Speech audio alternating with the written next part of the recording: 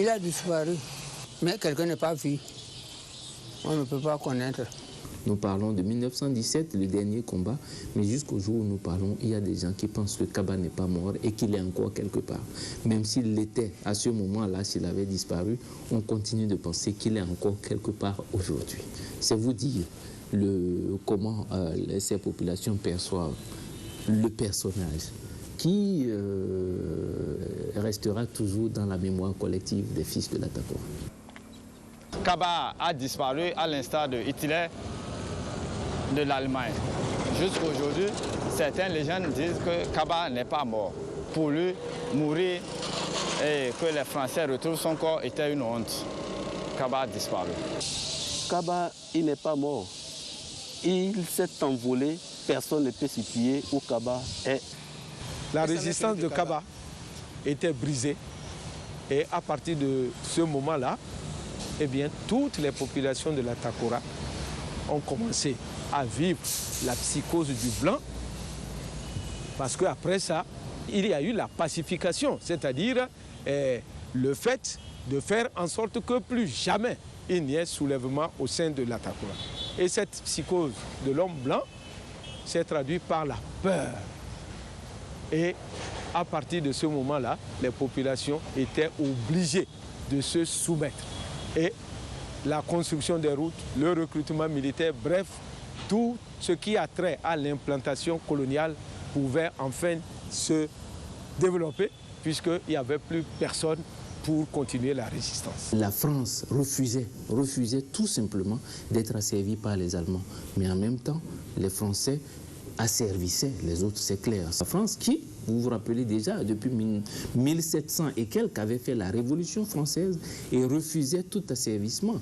On dit c'est la patrie des droits de l'homme. Encore une fois, la force avait raison du droit, tout simplement. Vous connaissez bien la formule de Blaise Pascal, vérité au-delà des Pyrénées, erreur en deçà. C'est-à-dire que les choses sont relatives en fonction des intérêts que l'on poursuit. Et là, je voudrais également vous rappeler la fable de La Fontaine, le loup et l'agneau. La raison du plus fort est toujours la meilleure. Ce n'était pas du tout normal. Les Blancs, bon, ils taquinaient. À partir du moment où la France cherche à dominer un territoire, elle ne va pas se préoccuper du candidaton. Elle ne va pas tenir compte des droits de l'homme, elle ne va pas tenir compte de quoi que ce soit. Elle s'occupe de ses intérêts. C'est un paradoxe, malheureusement. Et ce paradoxe-là, il se vit encore aujourd'hui, tous les jours. Ainsi, à Dataouri, ce 7 avril 1917, les flèches de Kaba se sont brisées définitivement, en même temps que son rêve de liberté. Mais il a le mérite historique d'avoir bravé et combattu le colon pendant 3 longues années. Des combats héroïques et éclatants qui donnent au premier couplet de notre hymne national un sens profond et pathétique. C'est émouvant et beaucoup ne comprendront rien de ce que nous disons là. Mais ils commenceront à comprendre peut-être s'ils arrivaient à se déplacer un jour sur les sites de combat de Kaba, sur les sites de combat de Bioguera ou sur les sites de combat de Béancé. Ils comprendront ce dont nous parlons et ils comprendront mieux l'hymne national. Peut-être que c'est bon. C'est pour immortaliser dans le mois de Kaba que cette stèle a été érigée. L'idée de l'érection de cette stèle est partie de l'année 1987 lors d'un colloque qui a été organisé pour célébrer le 70e anniversaire de la disparition de Kaba, qui est un héros national. Et à partir de cet instant, le comité des sages de la ville de Nati Tengou, donc par la voix du feu colonel Hiropa Maurice Kouanete, a saisi donc le gouvernement en 1997. Et ce n'est donc qu'en octobre 2005 que la pose de la première pierre s'est déroulée à Nati Tengou et par le ministre de la Culture, de l'Artisanat et du Tourisme d'antan, le ministre Antoine Dayouri. Il y a déjà un projet qui est en route un projet dénommé donc la route de la résistance de Kaba. Ces sites de résistance sont éparpillés un peu sur toutes les montagnes au niveau donc de la région et ça permettra aux touristes, après leur passage au niveau de la stèle, de se rendre également donc sur ces sites-là pour voir un peu comment cette lutte donc avait été menée contre les colons français. Cette stèle, c'est un monument musée. Nous voulons que les visiteurs viennent visiter en souvenir des lutteurs de Kaba. Kaba fut un exemple pour la population. Il a été un homme brave. Et c'est sa bravoure que nous voulons que les générations futures copient. C'est en fait une mission qui a commencé depuis les années 2004 avec cette décision du Conseil des ministres qui demandait que quelque chose soit fait pour tous nos héros nationaux, pour célébrer en tout cas les différents centenaires. C'est déjà fait pour Béhanzin, c'est clair. Le ministre de la Culture, de l'Alphabétisation, de l'Artisanat et du Tourisme a déjà marqué sa volonté, par déclaration solennelle, de se battre pour valoriser tous ces héros nationaux. Kaba, Bioguera, c'est probablement 2014, les centenaires, je crois, en tout cas à la déclaration et à l'engagement du ministre, que des choses vont être faites pour porter un peu plus à découvert aujourd'hui ces deux héros que sont Bioguera et Kaba, comme ça a été le cas pour Béhanzin il y a déjà de cela quelques années. Ces stèles, le coût global tourne autour de 800 millions de francs CFA. Le site choisi a été l'œuvre toujours du feu colonel Iropa Maurice Kouanete. Vous constatez que ce site est à l'entrée de la ville et vous ne pouvez pas entrer dans la ville de Natitengo en venant du sud et ne pas faire le giratoire, n'est-ce pas, de ces stèles. Lorsque vous allez aujourd'hui au niveau de la stèle, donc vous avez des salles multimédia où déjà lorsque vous rentrez dans cette salle, on peut vous dérouler, n'est-ce pas, une bande qui vous parle de l'histoire de Kaba. Vous avez des salles d'exposition. Vous avez également une borne interactive. Ici, nous avons une borne interactive.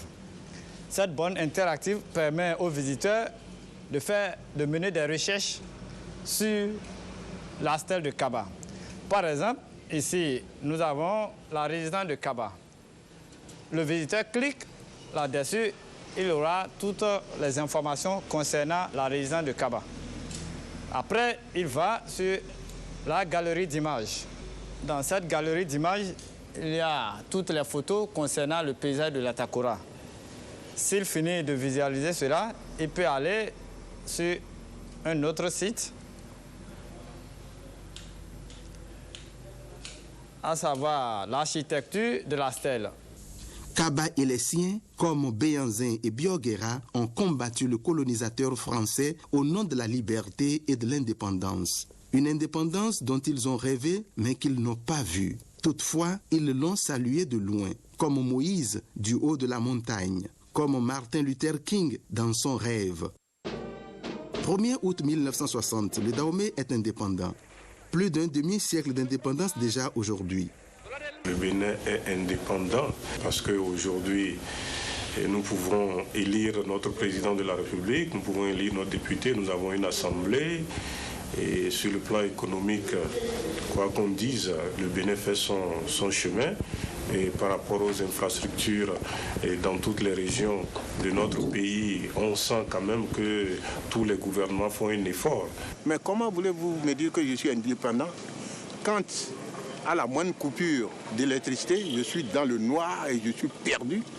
Quand le téléphone perturbé, vraiment, je me trouve vraiment complètement... L'Internet, tout ça là, mais tous, vraiment, nous sommes plus que dépendants maintenant. Nous sommes dépendants, il ne faut pas se masquer le visage. Il ne faut pas faire comme le chimpanzé qui reçoit une flèche et pour ne pas voir, il casse le bout visible là et il enfonce le fer qui est empoisonné. Pour dire que bon, c'est fini, il a enlevé la flèche. Non, c'est pas vrai. Nous sommes plus que dépendants et on sera plus dépendants toujours. Nous devons toujours espérer que demain sera meilleur. Ces ancêtres nous ont donné, les résistants nous ont donné l'exemple de courage. Nous ne devons jamais être complètement désarmés, avoir le moral au genou. Nous sommes plus que dépendants et on sera plus dépendants toujours. Plus dépendants toujours. Parce que nous ne faisons rien pour sortir de là. Pour sortir de là, il faut que tous nous disons non à ce que nous recevons des colons, à ce que nous recevons de l'Occident, pour reprendre ce que nous faisions. Est-ce que c'est possible? On ne pourra pas. Surtout que maintenant nous sommes affiblés tout le temps de cravates. On ne peut pas me dire que on est indépendant. L'indépendance n'est pas que économique ou politique, elle est culturelle. Et c'est ça qui est fondamental. Ce cinquantenaire comporte des aspects positifs et des aspects négatifs. Les aspects positifs, quand même, quand on voit dans le domaine de l'éducation, il y a des choses, il y a des progrès qui ont été réalisés. Quand on voit dans le domaine des infrastructures, il y a quand même des choses, même si ce n'est pas suffisant. Quand on voit dans le domaine de l'économie, il y a des choses qui ont été faites. Donc, il y a eu quelque chose, il y a eu une amélioration. Mais ce qui vraiment est négatif, c'est que jusqu'à présent, nous avons encore un problème en matière de prise de conscience de l'intérêt du pays. L'esprit patriotisme nous fait encore quelque peu défaut. Et nous avons un problème de mentalité aussi, à savoir que tant que je peux en prendre le maximum, peu importe l'avenir du pays. Donc nous avons un long chemin à parcourir pour pouvoir réaliser notre véritable indépendance. Mais j'ai beaucoup d'espoir parce qu'il ne faut jamais désespérer d'un homme qui est encore debout. Or, le Bénin est encore debout. Ces populations, ces citoyens sont encore debout et ils rêvent d'un Bénin, comme le souligne une des dernières strophes de notre hymne national. Je suis confiant parce que nous avançons et je pense qu'il y a de l'espoir pour le pays. L'avenir sera vraiment radieux, très radieux. Oui. Nous devons être des patriotes. Nous devons faire en sorte qu'il y ait une véritable nation. Nous n'avons pas fini de construire la nation béninoise, mais nous sommes obligés de construire la nation béninoise. Nous sommes certes originaires des différentes régions. Nous devons les aimer. Il n'y a pas de doute en cela. Mais nous devons aimer la nation par-dessus tout. S'il est vrai que les morts ne sont pas morts, mais qu'ils sont dans le vent qui souffle, alors Bioguera, Béanzin et leurs vaillants guerriers, sans oublier les Amazones, sont dans le vent qui fait flotter notre beau drapeau. S'il est vrai que les morts sont dans l'eau qui coule, c'est donc la voix du valeureux Kaba et celle de ces braves guerriers qui font chanter les eaux d'azur des chutes de Tanungu, nous appelant tous à poursuivre leur combat en vue de la liberté, de l'indépendance véritable et de l'essor tous azimuts de notre cher et beau pays, le Bénin.